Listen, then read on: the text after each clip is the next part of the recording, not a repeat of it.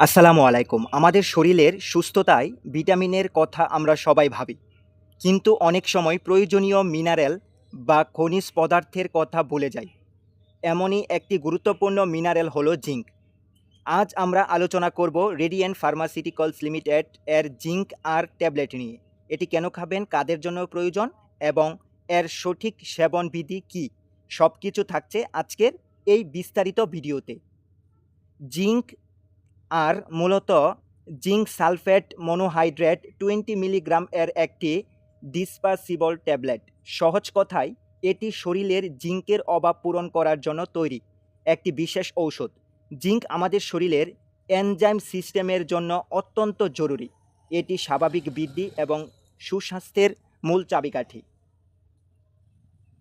আমাদের শরীরে জিঙ্কের অভাব হলে কি কি সমস্যা হতে পারে এবং ডাক্তাররা কেন জিঙ্ক আর প্রেসক্রাইব করেন, চলুন দেখে নিই।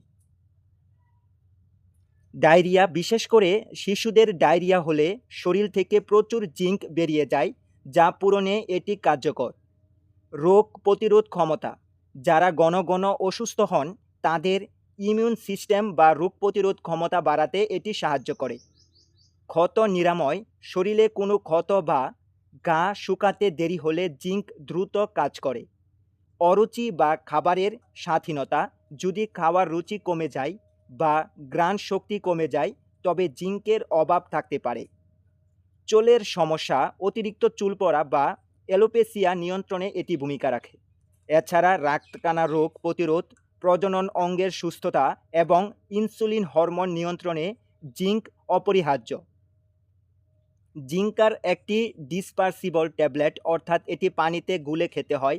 এটি সেবনের সঠিক নিয়ম হলো একটি পরিষ্কার চামচে ট্যাবলেটটি নিন, সামান্য পানিতে যোগ করুন এবং ট্যাবলেটটি পুরোপুরি গলে যাওয়া পর্যন্ত অপেক্ষা করুন।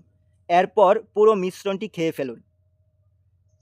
10 কেজি ওজনের নিচে শিশুদের জন্য প্রতিদিন 5 মিলি অর্থাৎ 1 চা চামচ পরিমাণ করে 2 বার।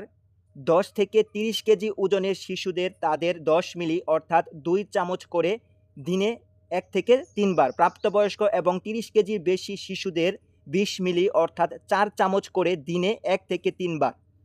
এটি খাবারের 1 ঘন্টা আগে বা 2 ঘন্টা পরে খাওয়া সবচেয়ে ভালো। যদি পেটে অস্বস্তি লাগে তবে খাবারের সাথেও খাওয়া যেতে পারে।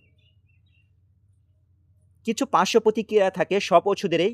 জিঙ্ক আরের ক্ষেত্রে যেসব পার্শ্ব প্রতিক্রিয়া হতে পারে, যেমন বমি বমি ভাব, বমি হতে পারে অথবা বমি হতে পারে, পেট খারাপ বা ডায়রিয়া হতে পারে, গ্যাস্ট্রিকের সমস্যা বা বুক জ্বালাপোড়া হতে পারে।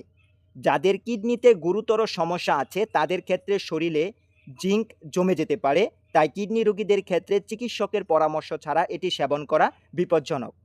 আপনি যদি অন্য কোনো ওষুধ খান তবে সচেতন থাকুন। টেট্রাসাইক্লিন বা কুইনোলন জাতীয় অ্যান্টিবায়োটিকের সাথে জিঙ্ক খেলে দুটি কার্যকারিতা কমে যেতে পারে, তাই অন্য ওষুধের সাথে অত্যন্ত 2 ঘন্টা গ্যাপ দিয়ে তারপরে খাওয়া জরুরি।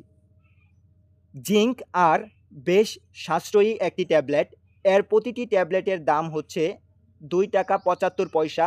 এক পাতা বা 10টি ট্যাবলেটের দাম হচ্ছে 27 টাকা 50 পয়সা। পুরো বক্স অর্থাৎ 30টি ট্যাবলেটের দাম হচ্ছে 82 টাকা 50 পয়সা। এটি আপনার নিকটস্থ যে কোনো ফার্মেসিতে সহজে পেয়ে যাবেন।